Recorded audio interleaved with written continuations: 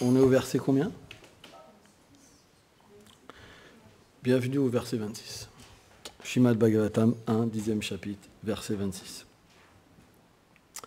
Om Namo Bhagavate Vasudevaya. Om Namo Bhagavate Vasudevaya. Om Namo Bhagavate Vasudevaya.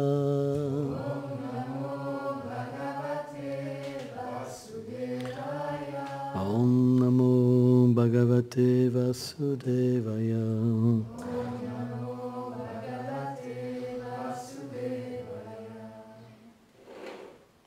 Ahoram slam gyattamam yadokulam.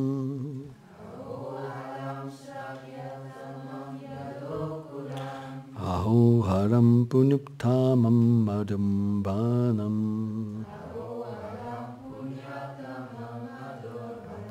Yad Eshapum Sham Rishabam Shriyapati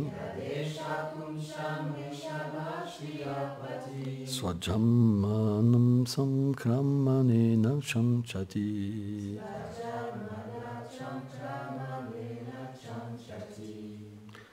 Oh, combien glorieux sont la dynastie des Yadu et la terre sacrée de Mathura sur laquelle le Seigneur originel, Shri Krishna, l'époux de la déesse de la fortune, fit son apparition et accomplit ses divertissements.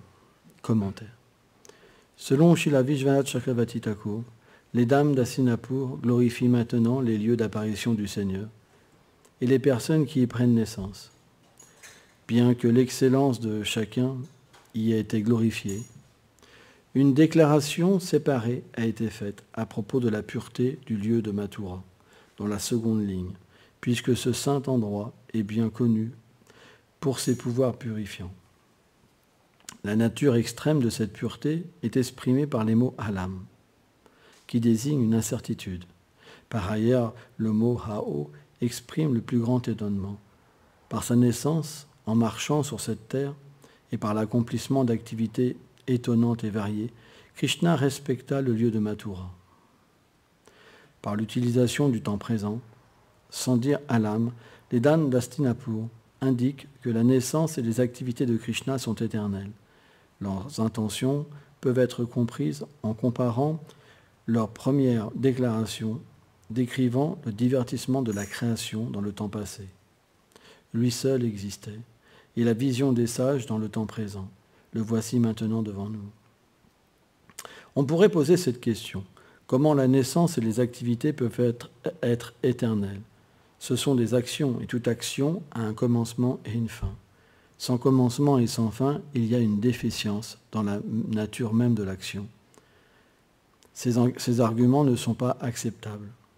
Le Seigneur, bien que un, possède des formes illimitées, et par conséquent des divertissements innombrables de naissances et d'actes, ainsi que des lieux et des associés sans nombre dans le monde matériel et dans ses demeures spirituelles innombrables pour accomplir ces divertissements. On observe un commencement et une fin dans le divertissement du Seigneur de prendre naissance et d'accomplir des activités dans chacune de ces formes manifestées dans différents lieux. Le moment où un divertissement de sa naissance ou de ses activités finit, ou même avant qu'il ne se termine. Sa naissance et ses activités commencent dans d'autres lieux, parce qu'il n'y a pas d'interruption dans les divertissements de sa naissance et de ses activités, ils sont éternels. Parfois, la naissance et les activités ont lieu d'une manière légèrement différente, et parfois de la même manière. Le Seigneur manifeste aussi plusieurs formes à la fois pour accomplir différentes actions en même temps. Ceci sera expliqué dans le verset 10.69.3 en relation avec l'expansion de Krishna à Dwarka.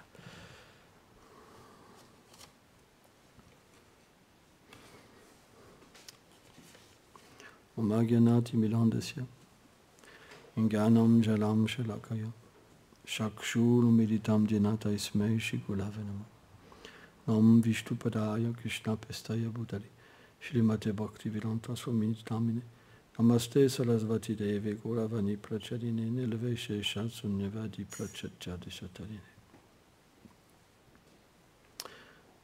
On devrait toujours penser qu'on est très orgueilleux de s'asseoir sur un Vyasasana. Parce que qu'est-ce qu'on peut véritablement dire et expliquer? C'est pourquoi notre conception, c'est que on est comme des personnes qui répètent. C'est un principe. On entend et on répète. Et on répète selon notre capacité, humblement. De cette manière-là, l'intelligence nous sera donnée à l'intérieur du cœur. C'est quelque chose de très important. Dès qu'on se pense qualifié, on est laissé à nous-mêmes. Et une grande difficulté va venir pour parler. Mais dès qu'on se sent inqualifié et vide, alors de l'aide viendra. Même si on n'a rien. C'est un principe. Considérez-vous comme un verre vide, sans qualité, sans aucune dévotion, sans attachement pour Krishna, sans amour pour Krishna. Et observez la magie. Krishna sera compassionné envers son dévot. La compassion, c'est la proximité de Krishna. C'est ça sa compassion. La compassion de Krishna, c'est pas de donner une belle situation matérielle à son dévot, de lui retirer les souffrances. C'est pas ça la compassion de Krishna. La compassion de Krishna, c'est de donner sa proximité. Vous sentez qu'il est là, il est avec vous. Et à partir de là, tout est obtenu. Tout est obtenu. Pourquoi je te voudrais plus? Srila Prabhupada, dans le Nectar de la dévotion, dans son introduction, alors bien sûr, il marche sur les traces de Rupa Goswami, puisque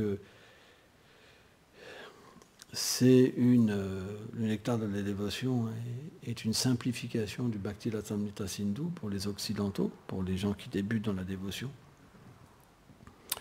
Et Srila Prabhupada met en avant cet aspect, qu'à moins qu'on agisse pour plaire à Krishna, on n'est pas un dévot vraiment, véritablement. On est un dévot mixte. Et qu'est-ce qu'un dévot mixte fait? Il cherche le bonheur, il cherche à échapper à la souffrance. Quand il souffre, il prend refuge en Krishna, et quand il cherche du bonheur matériel, il prend refuge en Krishna. Mais un dévot, il n'a pas cette fonction en lui, un vrai dévot. Un vrai dévot, il n'existe que pour Krishna. On voit quand on danse, par exemple. Qu'est-ce qui se passe? On danse pour Krishna, on est heureux. Quand on danse pour Krishna, tout s'en va. Tous les problèmes s'en vont, le monde matériel s'en va, toute notre identité s'en va. On danse en extase. Il n'y a aucun problème. C'est pour ça qu'on a simplement envie de danser. Prabhupada est venu donner cette danse. Pourquoi vous pensez qu'on danse? C'est par la miséricorde de Prabhupada. Prabhupada a injecté cette danse. Il disait comme ça, ses disciples, c'était comme les singes. Ils dansaient. Mais c'est déjà bien. Danser pour Krishna, c'est déjà très bien. Comprendre après des aspects plus profonds du service de dévotion, c'est plus rare. Mais rien que danser, on se sent heureux avec Prabhupada. On se sent heureux dans la maison de Nanda Maharaj et Maharaj Yashoda. C'est tellement merveilleux. C'est une expérience unique. Juste tourner comme ça et faire ça. C'est tellement merveilleux. On voudrait que ça dure l'éternité. C'est vrai, hein? C'est tellement beau. Et même si on ne trouve pas beau à ce niveau-là, si on tourne, à un moment, on aura cette expérience. Un jour, ça viendra. Un jour, on va goûter l'extase, on dira « Waouh, Krishna, Krishna, Krishna, je veux plus que toi, Krishna, Krishna ». Pourquoi? Parce qu'on s'associe avec les dévots dans le chant. C'est très puissant. Le chant en solitaire, le japa, on bénéficie que de notre avancement spirituel. Mais quand on chante avec les bhaktas, on s'associe aussi avec leur avancement. Ils nous entraînent dans leur bhakti. C'est pour ça que ça marche. Si vous mettez que des nouveaux dévots en train de chanter, ils ne bougent pas. Ils n'ont pas d'extase. Ils ne peuvent pas. Parce qu'ils ne savent pas ce que c'est la spontanéité, l'amour. C'est pas possible. Ou alors, s'ils le font, c'est avec un orgueil et ça va déranger tout le monde. Personne ne sera en extase. Ils vont penser dans leur cœur, il se prend pour je ne sais pas qui, lui. Ça ne sera pas pur. Mais si vous avez des purs dévots qui dansent, qu'est-ce qui se passe? Tout le monde est entraîné, tout le monde est heureux. Tous les problèmes partent. Tout part. C'est ça la magie du kirtan. Pourquoi? Parce que le nom est chanté pur à ce moment-là. Et les autres en bénéficient. C'est pour ça que c'est important. C'est pour ça que c'est super important de chanter ensemble, de danser ensemble. C'est très puissant. Haridas Thakur, il dit c'est le chant le plus puissant. Parmi les 3 chants, le chant mental, le chant à murmure et le chant à haute voix, il est dit c'est le chant le plus puissant. Parce que ceux qui entendent le chant, alors ils sont libérés. Et c'est très puissant. Moi, par exemple, dimanche, j'étais triste. Les gens viennent pour le brahman. Il y en a, ils viennent pour le brahman. Nanda Maharaj est là, mais on devrait être en train de danser. On devrait être en train de jouer pour eux. On est là avec des personnes qui ne comprennent rien. C'est terrible. Et eux, ils sont obligés de se planquer dans un coin. Parce que c'est plus chez eux. C'est plus leur humeur. Moi, j'étais super malheureux dimanche. C'est plus leur humeur. Mais ces gens-là, vous les prenez avec vous, vous les faites danser, ça devient des bhaktas. Ils enlèvent le brahman. Ils abandonnent le brahman, mais c'est vrai. Mahaprabhu, il faisait chanter tout le monde, les Mayavadis, tout le monde levait les bras. Allez, allez, allez, allez, allez. Tout le monde dansait, comme des fous. C'est ça Mahaprabhu. Mahaprabhu, il enlève le brahman. Fou comme ça. Juste comme ça. Un jour, Mahaprabhu, il a été dans un ashram de Mayavadi, comme ça. Un personnaliste. Très fier, les Mayavadis. Hein? Ils pensent qu'ils sont Narayan, ils se saluent. Je te salue, Narayan. Comme ça. Et Mahaprabhu, il est resté un peu au loin, là où on lave les mains et la bouche, comme ça. Et puis, ils ont commencé à voir sa radiance, une telle puissance. Et là, ils ont dit, waouh, lui, c'est le Seigneur Narayan, pas nous. Mais c'est l'humilité de Mahaprabhu. Mahaprabhu leur a fait voir. Bien que je suis le Seigneur suprême, le vrai, moi je suis humble. Alors que vous êtes plein d'orgueil, vous êtes des minuscules jiva. Prabhupada était en colère comme ça. Il dit, mais comment un minuscule jiva peut prétendre qu'il est Dieu? C'est quand même incroyable. L'illusion est tellement forte. Et les gens les adorent comme Dieu, la personne suprême. C'est un problème. C'est vraiment un problème. Vous savez ce qu'il dit Vishwanath Chaitanya Thakur, ces personnes-là qui se font adorer, dans leur prochaine vie, qu'est-ce qu'ils deviennent? Des pierres sur le Saint-Lieu. Quand même, ils ont la miséricorde d'être sur le Saint-Lieu, mais ils deviennent des pierres. C'est pour ça, faites attention quand vous prenez une pierre sur le dame, vous allez emporter peut-être un gros Mayavadi avec vous.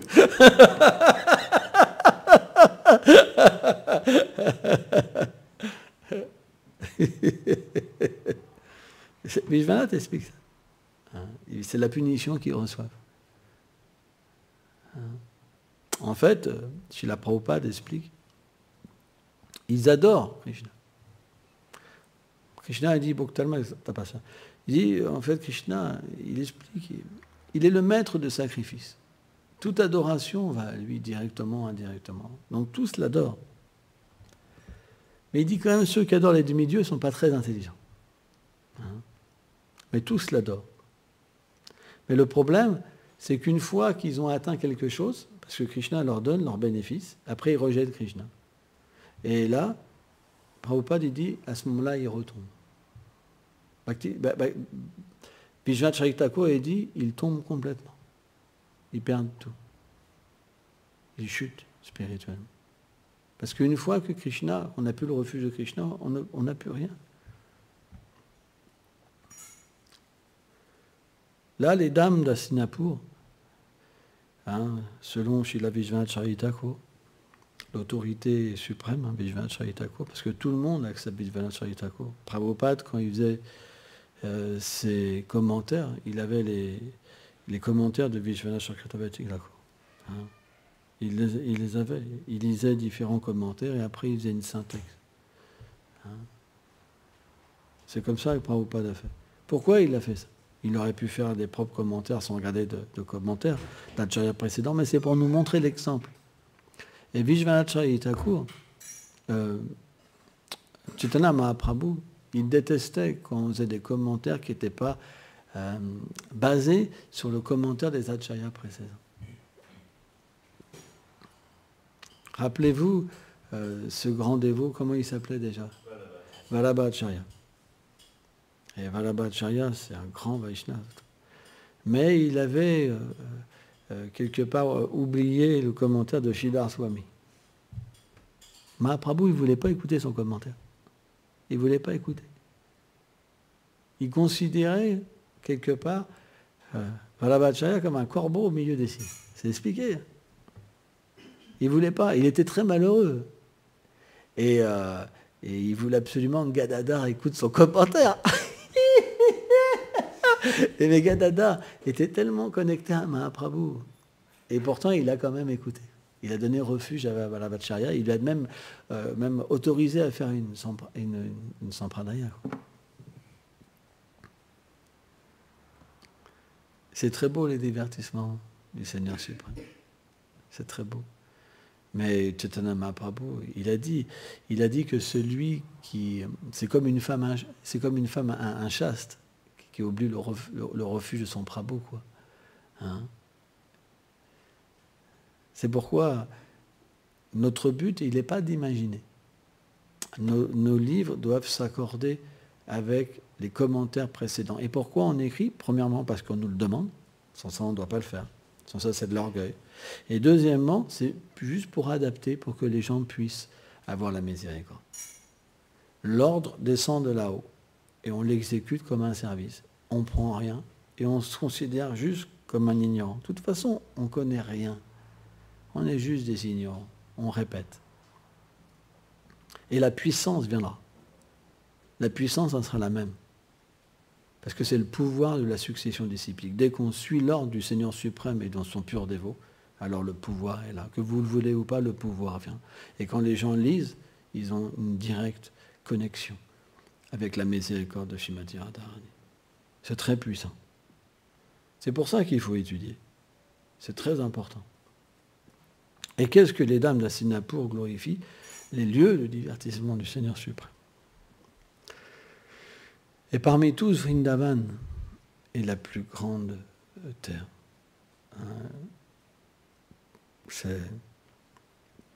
Vrindavan n'est jamais détruite, même après la destruction.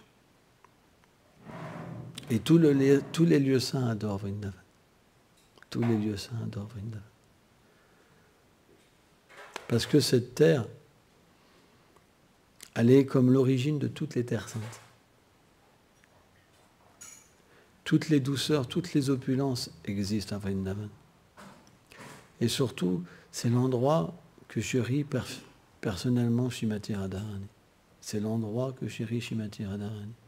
C'est là où elle peut offrir le meilleur service à Krishna. C'est un endroit qui est spécialement fait pour leurs sentiments. C'est là où leurs sentiments se manifestent d'une manière le plus élevée. Donc cette terre a le meilleur parfum. Cette terre a la meilleure douceur.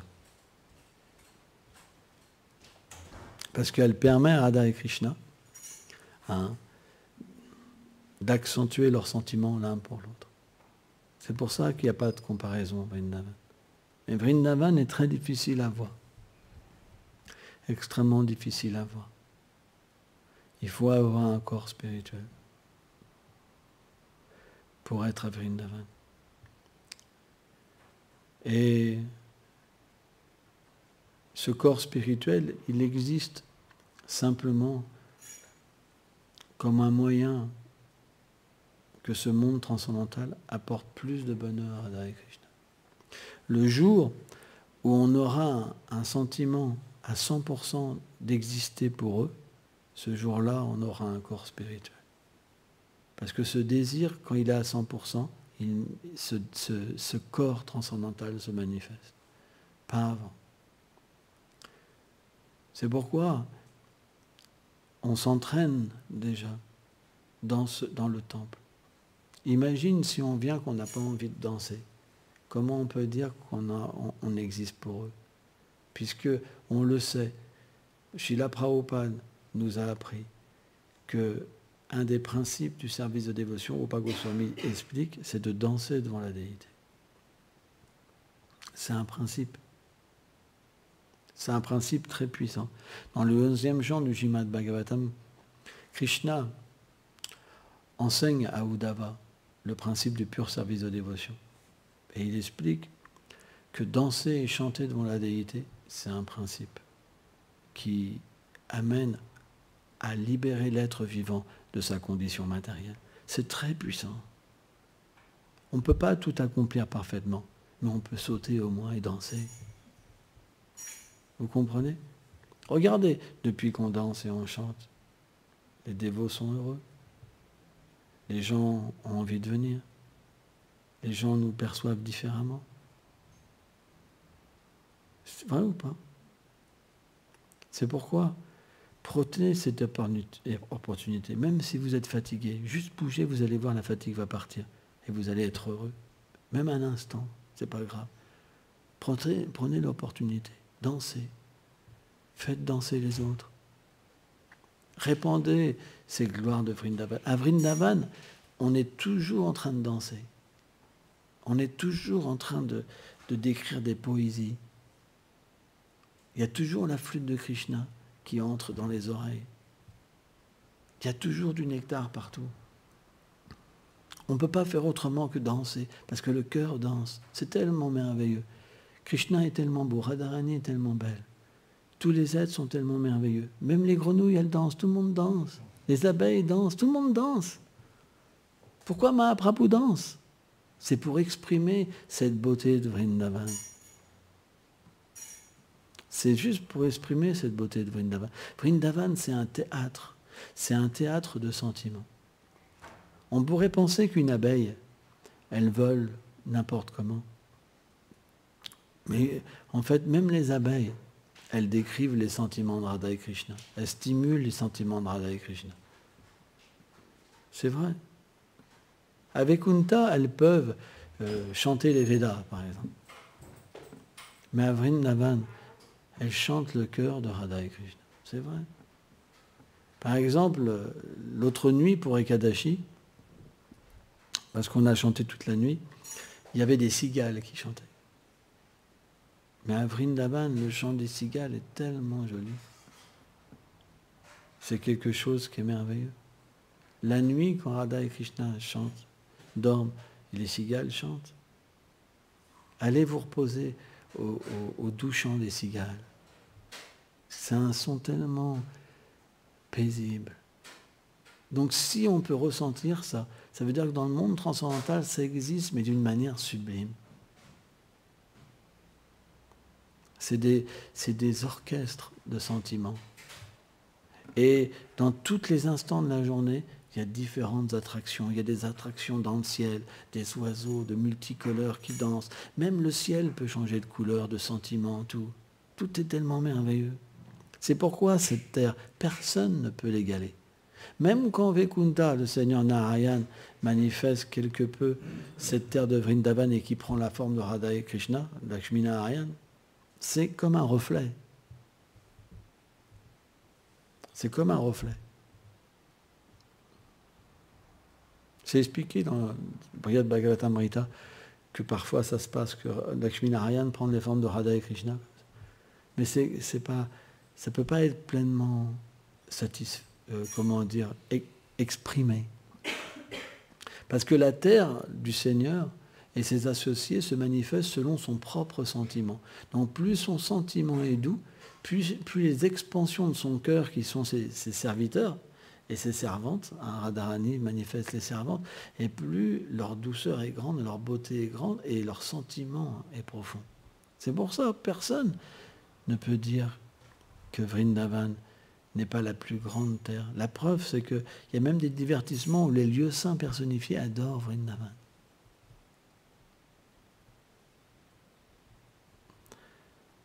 C'est tellement merveilleux.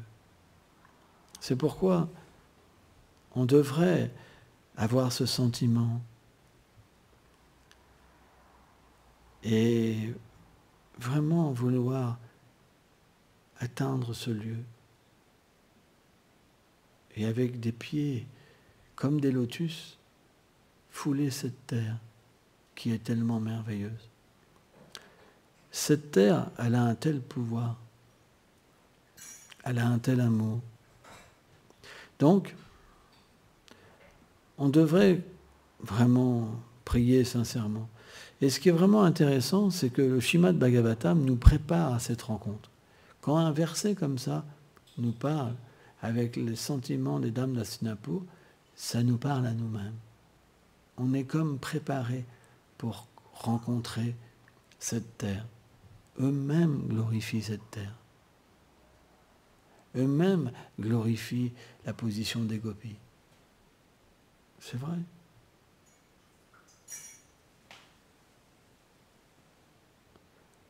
Il suffit juste de chanter.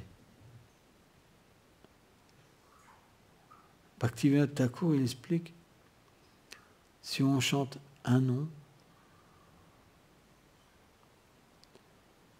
notre forme apparaît, un nom pur. Et le deuxième nom, on est introduit à Vrindavan. Juste 2 noms purs. Vous vous rendez compte? Mais c'est pas facile. 2 noms purs. Qu'est-ce que ça veut dire 2 noms purs? Avec un désir d'enfant. On lâche tout. Vous savez, un enfant, quand il veut tout, il oublie tout. Il oublie. Il n'y a plus de souvenir de rien du tout, de parents, d'emploi, de position sociale. Il court vers son ami. Le chant pur, ça devrait être accompli de cette manière-là, avec ce cœur de te rencontrer. Prabhupada disait que le Saint-Nom, c'était son ami. Ça veut dire l'expérience. Prabhupada, il pouvait aller à Vrindavan en chantant. Parce que c'est la réponse infaillible, pleine, expérimentation. S'il dit ça, ça veut dire que le Saint-Nom se révèle personnellement, dans sa forme. Et c'est ça qui est merveilleux dans les associés du Seigneur suprême. C'est que, en méditant sur eux, en méditant sur leur beauté, sur leurs gestes, sur leur miséricorde, sur leur mission, sur leur désir de sauver les êtres vivants, on peut obtenir de leur cœur cette simplicité. C'est possible. Srila Prabhupada explique que le plus important dans la vie spirituelle, c'est de pratiquer avec des purs dévots. C'est le plus important. Parce que sans ça, notre pratique, elle ne peut pas mûrir. Si on n'est pas entouré de gens qui ont de la dévotion, notre pratique ne mûrit pas. Pire, si on est entouré de matérialistes, notre plante de la dévotion s'assèche et disparaît. Bhaktivinoda Thakur met un point très important dans le Bhajan Rahasya. Il dit l'abandon des personnes matérialistes, asatsanga. Mahaprabhu revenait beaucoup là-dessus. Et les Vaishnavas, on pourrait se dire, mais c'est sectaire. Mais c'est une question de sentiment. Au début, on est comme des éponges. On n'est pas dissocié des transformations du corps. Et quand on s'associe avec des êtres matérialistes, alors leur qualité entre en nous et ne pollue. Et un matérialiste, qu'est-ce qu'il veut? Prabhupada dit quoi? Qu'est-ce qu'il veut? Matérialiste, les femmes et l'argent. Sexe et position, argent. C'est les 2 sujets des matérialistes. Ils parlent que de ça. Ils pensent qu'à ça. On pourrait se dire, c'est un petit peu dur. Mais pourtant, la vie sexuelle, c'est le moteur qui fait tourner le monde. Pourquoi quelqu'un s'habille? Pourquoi quelqu'un se regarde dans la glace et se fait... Moi, je me rappelle, avant, je faisais des biscottos de me regarder.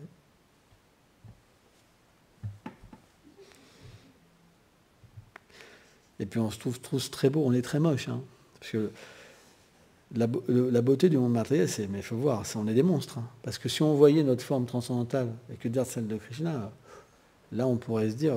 on se détache. Hein, on se détache. Mais on n'a rien à se mettre sous la dent, on ne se connaît rien d'autre, donc on trouve ça très beau. Donc on se trouve très beau. Tout le monde se trouve très beau. Hein, c'est rare. Hein. Prabhupada, il va même jusqu'à dire que l'énergie matérielle est tellement puissante que même si quelqu'un a une femme qui fait 200 kilos, 300 kilos, il la trouve la plus belle du monde. Prabhupada explique ça. Hein. C'est une analogie, quoi. Hein. C'est parce que l'illusion est puissante. L'illusion est très puissante.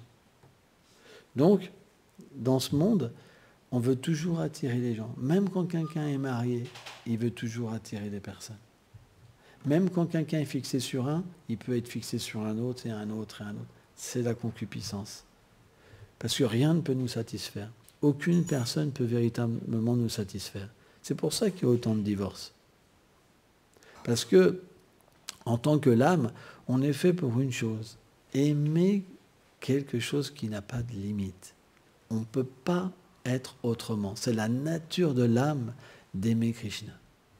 C'est pourquoi le processus du service de dévotion, il est dans un premier temps de purifier l'être vivant de toutes les choses indésirables. Qu'est-ce que c'est les anarthas, les choses indésirables? C'est comme des nuages qui cachent le soleil de Krishna. Quand les nuages disparaissent, on peut voir la vérité. Pas facile. C'est pas facile. Ça part pas facilement. Surtout qu'il y a certains anarthas, choses indésirables, on est très attaché. On pense que c'est vraiment notre bonheur. C'est pas facile.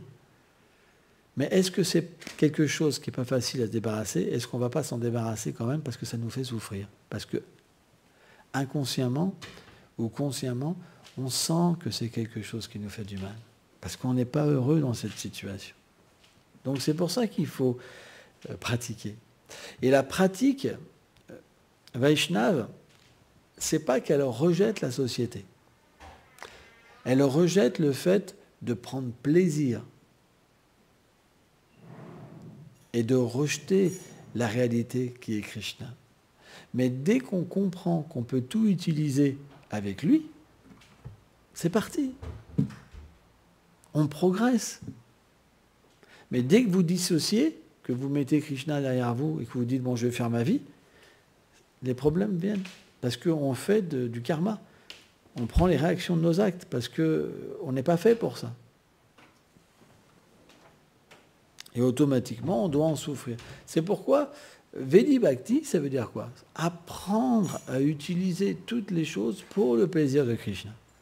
Et graduellement, ça va nous purifier et on va avoir cet élan spontané pour aimer Krishna, s'attacher à lui et agir véritablement pour lui parce qu'il va commencer à se révéler à nous.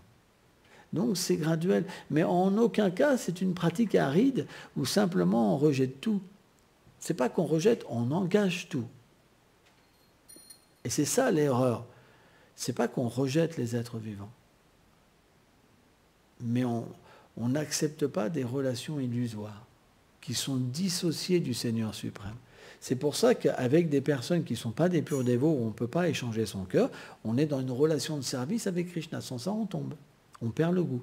On ne peut plus chanter. C'est scientifique. Bhaktivinoda Thakur explique clairement cette chose-là. Dans le Jiva Dharma, dans différents écrits.